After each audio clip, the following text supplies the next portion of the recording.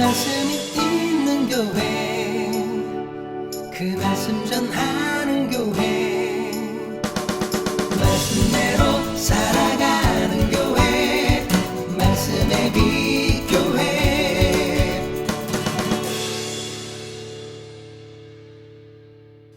오늘은 면피라는 제목으로 함께 말씀을 나누고자 합니다. 면피라고 하면 면하여 피하다 라는 뜻을 가진 말입니다. 쉽게 표현하면 책임을 피하다는 말입니다. 그러니까 면피주의라는 건 어떤 일에 책임을 지지 않고 책임을 피하려고만 하는 태도를 일컫는 말이 면피입니다. 그러니까 사울 왕의 모습이 그러한 것 같습니다. 오늘 사울 왕의 모습을 통해서 우리의 모습은 어떠한지, 우리는 또 어떠해야 하는지 돌아보는 시간이 되었으면 좋겠습니다.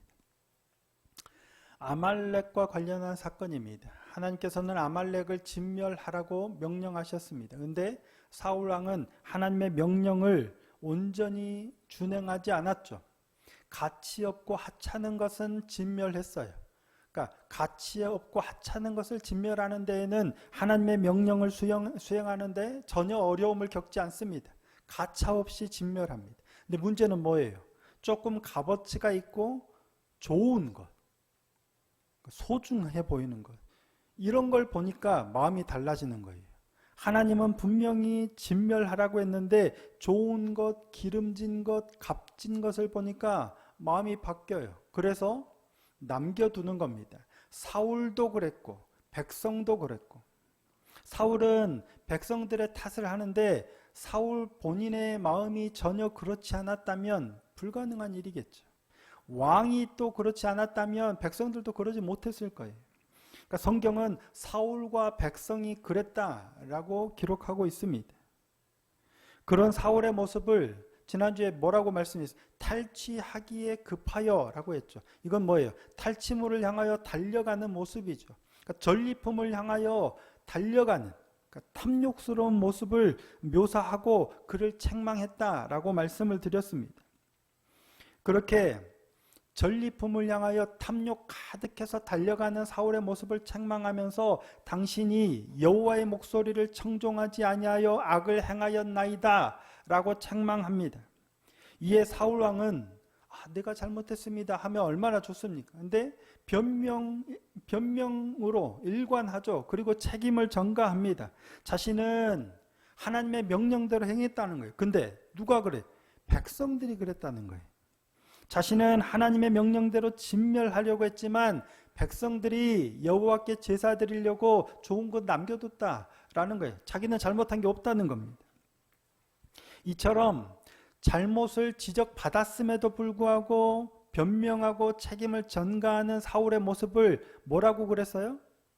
거역하는 것과 완고한 것이라고 말씀했죠. 그러니까 거역하는 것은 불순종이에요. 애초에 하나님의 말씀대로 따르지 않은 거였어요. 근데 지금의 모습은 뭐예요? 완고한 거예요. 이거는 밀어제치는 모습이라고 그랬죠. 그러니까 너 잘못했어. 그런데 아니에요. 내가 뭘 잘못했어요? 라고 거부하고 튕겨내는 사울왕의 모습을 표현한 겁니다. 이게 거역하는 것이나 완고한 건 둘 다 우상 숭배와 같이 아주 나쁜 죄다.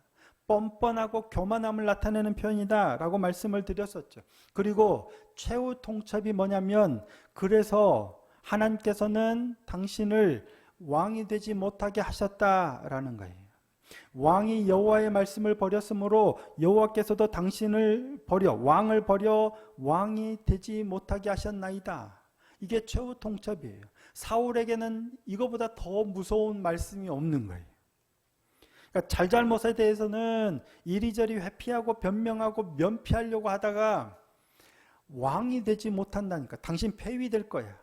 왕위를 빼앗아서 다른 사람에게 줄 거야 라고 하니까 그제서야 사울이 제가 잘못했습니다. 제가 죄를 범하였나이다 라고 고백합니다. 자, 오늘 본문 24절 말씀입니다. 24절 한번 읽어보겠습니다. 시작. 사울이 사무엘에게 이르되 내가 범죄하였나이다. 내가 여호와의 명령과 당신의 말씀을 어긴 것은 내가 백성을 두려워하여 그들의 말을 청종하였음이니이다. 내가 범죄하였나이다. 자기 잘못을 솔직하게 시인하죠. 내가 잘못했습니다. 내가 범죄하였나이다 라고 처음으로 시인한 거예요. 하나님의 명령과 당신의 사무엘의 말, 당신의 말을 내가 어겼습니다. 범죄하였나이다 라고 처음으로 시인한 거예요. 근데 문제는 진정성이 있느냐 없느냐 하는 거예요. 사울이 정말 자신의 잘못을 뉘우치고 회개하는 마음으로 내가 범죄하였나이다 라고 고백하고 있는 것이냐, 아니면 면피하기 위해서 이렇게 고백하고 있는 것인가 하는 점이에요. 그죠?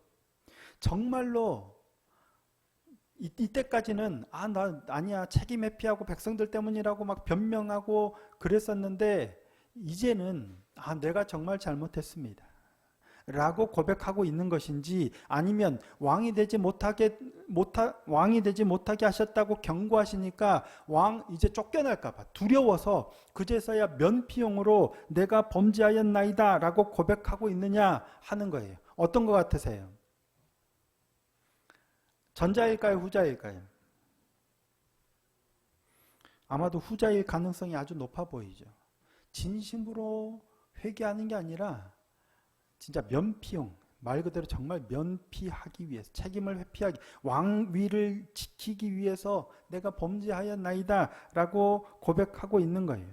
그러니까 사울은 자신이 범죄했지만 여호와의 목소리를 듣지 않은 건 백성들을 두려워하여 그들의 말을 들었기 때문이라는 거예요. 그러니까 범죄하는 건 인정하지만 원인이 뭐예요? 자신이 아니라 백성들에게 있다는 거예요. 책임 회피죠. 여호와의 목소리와 백성들의 말, 그러니까 이게 똑같은 콜이라는 단어거든요. 하나님의 목소리와 백성들의 목소리를 대조시키면서 누구의 목소리, 백성들의 목소리 때문이었다고 책임을 전가하는 거예요. 범죄의 동기를 백성들에게 돌리고 있는 거예요. 내가 범죄하긴 했지만 원인이 백성들에게 있다고 여전히 책임을 전가하고 있는 겁니다. 그러니까 진정한 회개가 아니라 여전히 왕위를 빼앗길까봐 책임을 전가하는 면피용 고백임을 알 수 있습니다. 면피가 뭐라고요? 면하여 피함. 회개의 진정성은 어디에 있을까요? 내가 잘못했나이다 라고 고백하는 것에 있는 것이 아니라, 그거의 진정성은 어디에 있어요? 책임을 지느냐 피하느냐에 달린 것 아닌가 싶습니다. 그렇죠? 회개의 진정성은 결국 나의 고백이, 그 잘못에 대한 고백이 진짜냐 아니냐는 그 잘못에 대한 책임을 지려고 하느냐 아니면 피하려고 하느냐에 달렸다라는 겁니다. 근데 사울은 결정적으로 여기서 패착을 둡니다. 패착이라는 건 바둑에서 그곳에 돌을 놓았기 때문에 결과적으로 그 판에서 패배하게 된 원인이 되는 돌을 말하는 거예요. 패착. 그러니까 아주 나쁜 수죠. 승부에서 패배의 원인이 된 단서를 일컫는 말입니다. 사울의 패착은 불순종이라는 거역하는 게 아니고요. 사울의 패착은 완고함이었던 것 같아요. 책임을 지지 않고 책임을 전가하고 회피하고, 너가 잘못했잖아. 아닌데요? 내가 잘못했다고 고백하는 그 순간에도 책임을 지지 않으려고 백성 때문이라고 책임을 전가하는 거예요. 그러니까 사울 왕이 왕의 자리를 빼앗기고 하나님으로부터 버림받은 결정적인 패착은 뭐냐면, 불순종 자체가 아니라, 불순종도 물론 잘못이지만 그것 자체가 아니라 패착은 그 후의 논수가 패착이에요. 죽을까봐 패착을 뒀는데 그게 뭐냐면 완고한 건데 책임을 전가하는 겁니다. 면피하는 거예요. 책임을 지려 하지 않은 거예요. 이게 패착입니다. 그와 대비되는 사람이 있죠. 다윗은 전혀 다르죠. 다윗은 어쩌면 사울 왕보다 훨씬 더 심각한 죄를 짓잖아요.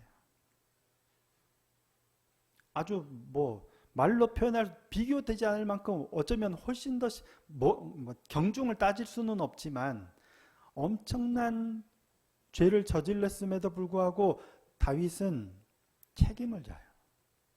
그래서 버림받지 않아요.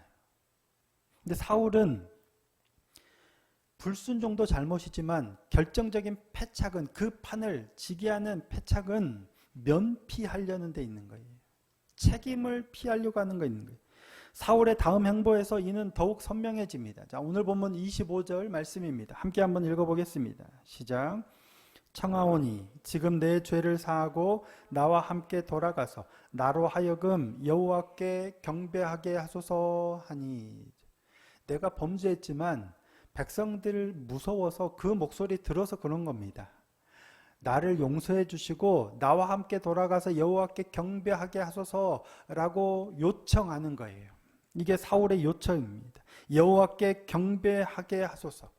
그러니까 사울이 진짜 여호와께 경배하려고 하는 그런 의도냐 아니냐, 진정성이 있느냐, 의도 문제는 차치하고라도 사울의 이런 태도 자체가 이미 문제가 있어 보입니다. 여호와께 경배하게 하소서. 이는 사울의 요구예요. 현재 시점에서 사무엘에게 자신의 요구를 들어달라는 거예요. 나의 죄를 사해주고 여호와께 경배할 수 있게 해달라는 거예요. 요구하는 거예요. 이게 온당한가 하는 거예요. 내가 잘못했는데 제발 용서해주고 뭔가 해달라고. 잘못하긴 했지만 내가 원하는 거 달라고. 과연 이게 잘못을 비는 사람의 태도라 할 수 있나 하는 거예요. 사실 잘못을 용서해달라고 빌 때는 그냥 잘못했다라고 말하는 것밖에는 할 수 있는 게 없습니다.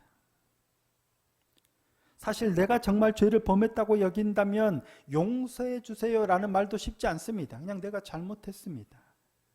그나마 조금 더 하면 제발 용서해 달라는 간구는 할 수 있어요. 그런데 사울은 그게 아니라 자신이 원하는 걸 하게 해달라고 지금 요구하고 있는 거예요. 그런 면에서 아까도 말씀을 드렸지만 다윗이 사유가 정말 대조적인 모습을 보입니다. 다윗은 우리아의 아내 밧세바의 일로 책망을 받을 때 당신이 바로 그 사람입니다. 당신이 여호와께 죄를 범하였나이다. 그래서 하나님이 당신을 모든 사람이 보는 앞에서 벌할 겁니다 라고 했을 때 다윗이 뭐라고 합니까? 자, 사무엘하 12장 13절입니다. 다윗이 나단에게 이르되 내가 여호와께 죄를 범하였노라 하매 나단이 다윗에게 말하되 여호와께서 또 당신의 죄를 사하셨나니 당신이 죽지 아니하려니와. 다윗은 뭔 말만 해요? 내가 여호와께 죄를 범하였노라. 그 뒤에 다른 말 없어요. 잘못했습니다. 용서해달라는 말도 안 해요. 뭐 해달라 이런 말 할 수가 없죠. 내가 죄인입니다. 내가 여호와께 범죄하였노라. 내가 죄인입니다. 그 외에 무슨 말을 더 할 수 있겠습니까? 그런데 그 뒤에 그래 용서해달라는 말까지는 붙일 수 있을 것 같아요. 가능할 것 같아. 그런데 그게 아니고 다른 일까지 해달라고 요구하는 건 뭐예요? 진정성이 없어 보입니다. 정말 자신이 죄를 지었다, 내가 죄인이다라는 고백에 진정성이 없어 보입니다. 더구나 사울의 이런 고백은 지금 하나님을 향하지 않습니다. 사울의 이 고백은 사무엘을 향해서 하고 있어요. 내 죄를 사해주고 여호와께 경배하게 하소서. 누구에게? 사무엘에게. 나와 함께 가서 여호와께 경배하게 하소서. 사무엘에게 지금 얘기하고 있는 거예요. 죄를 고백하고 죄사함을 구하려면 누구에게 해야 돼요? 하나님께 해야죠. 내가 죄를 범하였나이다. 하나님께 제발 용서해달라고. 이것도 아니고 죄를 사하고 나와 함께 가서 그러니까 사무엘과 이처럼 잘 합의해서 여기서 대략 자신이 원하는 대로 문제만 해결되면 끝인가요? 사울의 시야에는 하나님이 없는 것 같아요. 분명 범죄했고 그래서 책망을 받고 있음에도 불구하고 잘못했다, 내가 범죄했다 고백하고 있지만 여전히 사울의 시야에는 하나님이 보이지 않아요. 그냥 면피해, 눈앞에 이 상황을 피하기만 하면 돼요. 그래서 사울이 용서해주고 자신과 함께 가서 하나님께 경배해주기만 하면 되는 거라고 생각하고 있는 겁니다. 그래서 사무엘에게 매달려요. 옷이 찢어지도록 매달려요. 하지만 사무엘은 그런 사울의 요구를 들어주지 않고 그의 시선을 끊임없이 하나님께로 향하게 합니다. 내가 아니라 여호와께서 하셨다. 자, 26절입니다. 사무엘이 사울에게 이르되 나는 왕과 함께 돌아가지 아니하리니 이는 왕이 여호와의 말씀을 버렸으므로 여호와께서 왕을 버려 이스라엘 왕이 되지 못하게 하셨음이니이다 하고, 나한테 매달리지 말라는 거예요. 나는 왕하고 돌아가지 않을 텐데 뭐예요? 하나님께서, 당신이 하나님의 말씀을 버렸으므로 하나님께서 왕을 버려 이스라엘 왕이 되지 못하게 하셨어요. 내가 아니라 하나님께서 하신 거예요. 그리고 27절, 28절, 29절도 옷이 찢어졌는데 또 이렇게 얘기합니다. 사무엘이 그에게 이르되 여호와께서 오늘 이스라엘 나라를 왕에게서 떼어 왕보다 나은 왕의 이웃에게 주셨나이다. 이스라엘의 지존자는 거짓이나 변개함이 없으시니 그는 사람이 아니심으로 결코 변개하지 않으심이니이다. 내 옷자락 붙들어서 봐야 소용없습니다. 나한테 강구해봐야 소용없습니다. 하나님의 뜻은 변하지 않습니다. 하나님이 빼앗아서 더 나은 사람에게 주셨어요. 하나님께 매달려야지, 하나님을 봐야지, 왜 나에게 이럽니까? 이런 거예요. 여호와께서 사무엘은 사울의 시선을 계속해서 하나님께로 돌이키도록 계속 말하고 있어요. 그런데 사울은 어떻게 해요? 끝끝내 하나님을 바라보지 않습니다. 잘못했습니다. 제가 착각했네요. 제가 잘못했네 하고 고백해야 되는데 이 순간에도 사울은 엎드리지 않습니다. 끝내 사무엘의 옷자락 붙들고 사울 자기와 함께 돌아가기를, 자기와 함께 가서 백성들 앞에서 높여서 여호와께 경배하기를, 자기의 뜻을 관철시키려고 하고 있습니다. 자, 30절 말씀입니다. 사울이 이르되 내가 범죄하였을지라도 이제 청하옵나니 내 백성의 장로들 앞과 이스라엘 앞에서 나를 높이사 나와 함께 돌아가서 내가 당신의 하나님 여호와께 경배하게 하소서 하더라. 사울은 탈취물이죠. 탐욕에 눈이 어두웠어요. 자신의 왕위에 눈이 어두웠어요. 잘못을 지적하는 하나님의 사자 앞에서도 여전히 하나님의 말씀을 바라보는 게 아니라 자신이 원하는 것만 바라보고 있어요. 그래서 자신의 왕위와 사람들의 시선에만 매여서 돌이키지를 못합니다. 백성의 장로들 앞과 백성들 앞에서 왕위를 지키는 게 뭐가 중요합니까? 만약에 제게 문제가 생긴다면 목사의 이 자리를 지키는 게 뭐가 중요합니까? 하나님 앞에 돌이키는 게 중요하지. 그런데 쉽지 않은 것 같습니다. 여전히 자신의 자리에만 매여서 잘못을 인정하지 않는 일들이 너무 많지 않습니까? 남의 이야기일 뿐만 아니라 그것이 나의 이야기이기도 하고 우리의 이야기 아니라고 할 수는 없을 것 같습니다. 사울은 그것만이 중요합니다. 여호와께 경배하려는 이유가 그것 때문입니다.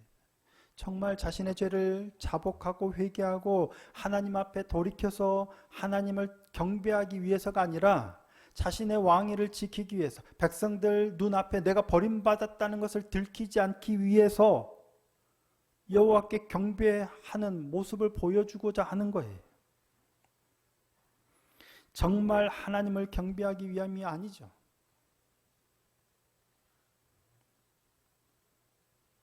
결국 사울은 끝끝내 회개의 기회와 용서의 기회를 잃어버리고 하나님으로부터 버림을 받습니다. 이스라엘의 첫 번째 왕으로 택함을 받고 하나님으로부터 기름 부음을 받고 세워진 왕인데 사울의 일생에서 하나님으로부터 버림받게 된 결정적인 패착, 지금 이 순간 면피하려고 하는 거예요. 솔직하게 자신의 잘못을 인정하고 자신의 잘못에 대한 책임을 지려 했다면 어땠을까요? 물론 성경이나 우리의 인생에 만약은 없습니다. 하지만 돌이켰다면 그 증거가 누구에게 있어요? 다윗에게 있잖아요. 어쩌면 다윗은 훨씬 더 큰 악을 저질렀지만 그가 책임지려 할 때 전혀 다른 결과를 얻잖아요. 사울과는 전혀 다른 결과를 이뤄내잖아요. 그래서 버림받지 않습니다. 면피하지 않고 책임을 지려 했기 때문이 아닌가 싶습니다. 자신의 잘못에 대한 책임을 질 줄 아는 모습. 그러니까 인구 조사로 인해서 이스라엘의 재난이 닥쳤을 때 다윗이 뭐라고 고백합니까? 자, 사무엘하 24장 17절 말씀입니다. 다윗이 백성을 치는 천사를 보고 곧 여호와께 아뢰어 이르되 나는 범죄하였고 악을 행하였거니와 이 약무리는 무엇을 행하였나이까? 청하건대 주의 손으로 나와 내 아버지의 집을 치소서 하니라. 보통은 내 잘못으로 내가 고난을 당해도 백성들 때문에, 저 사람 때문에, 남 때문에 이러는데 다윗은 지금 본인이 맡고 있지는 않은 것 같아. 백성들이 질병으로 죽어가고 있는 중이겠죠. 근데 내가 범죄하였고 내가 악을 행하였지만 이 백성들이 뭘 잘못했습니까? 왜 저들을 치십니까? 나와 내 아버지의 집을 치소서 책임지는 모습이잖아요. 물론 다윗도 그의 일생에서 여러 번 그러지 못한 모습들이 있었겠지만 성경을 통해서 우리에게 보여지는 많은 모습들이 다윗은 거의 대부분이 이런 모습이었습니다. 근데 비록 그것이 자신의 잘못이라 할지라도 책임을 진다는 게 참 쉽지 않은 것 같습니다. 앞서도 말씀을 드렸지만 교회에서 담임 목사가 문제를 일으켰을 때 책임을 지는 경우들이 과연 얼마나 되는가? 두렵고 창피하고 버림받을 것만 같고 그래서 솔직하게 시인하고 책임지려는 게 쉽지 않을 것 같습니다. 자신의 잘못에 대해서도 그렇습니다. 하물며 자신의 잘못이 아니라면 더 그러겠죠. 하지만 어쩌면 교회의 일에 대한 책임은 목사에게 있겠죠. 교회에서 일어나는 모든 일의 책임은 담임 목사에게 있지 않을까 싶습니다. 이렇게 말씀을 드리지만 교회에 문제 생겼을 때 제가 내 탓입니다. 제가 잘못했습니다. 책임지겠습니다. 할 수 있을지는 의문입니다. 하지만 우리 인생의 길에서 이게 대단히 중요한 문제입니다. 누구나 심지어는 우리 노아미도 분명히 잘못했어도 잘못을 지적받을 때 네 잘못했어요. 솔직하게 인정하는 게 쉽지 않습니다. 우리는 누구나 다 그렇습니다. 하지만 그것이 패착이 되느냐 아니면 이것이 내가 살게 되는 가장 놀라운 한 수가 되느냐는 지금 이 순간에 불순종하는 건 어쩔 수 없는 것 같아요. 물론 늘 순종해야 되겠죠. 거역하는 건 우리가 죄를 안 지으면 얼마나 좋겠습니까마는 그거는 어쩔 수 없는 것 같아요. 물론 횟수를 더 줄여가려고 노력해야 되지만 불순종하는 것까지는 실수하는 것까지는 실패하는 것까지는 그나마 괜찮아요. 정말 중요한 건 그 다음에 나의 죄가 드러났을 때 나의 죄가 지적을 받았을 때 그 일에 대한 책임을 질 것이냐 아니면 면피하려 할 것이냐. 모르는 사람은 없습니다. 어떻게 해야 되는지 모르는 사람이 어디 있겠습니까? 하지만 실제로 그렇게 하는 사람은 드물지 않나 싶습니다. 주일날 말씀드렸던 그 일로도 서로가 그렇습니다. 책임을 지려 하기보다는 변명하고 그러기가 쉽지 않은가 싶습니다. 그만큼 쉽지 않은 일입니다. 그래서 우리에게는 더 은혜가 필요합니다. 이런 말씀들을 통해서 우리가 하나님의 은혜를 더욱더 간구하고 내가 연약한 존재지만 하나님 책임질 수 있는 담대함을 허락해달라고 하나님이 지적하실 때 솔직하게 인정하고 내 잘못에 대한 책임을 질 줄 아는 훈련을 그래서 하는 겁니다. 말씀의 묵상에서 왜 그걸 늘 강조하는지 그렇게 훈련해도 쉽지 않은데 훈련하지 않으면 거의 불가능하기 때문입니다.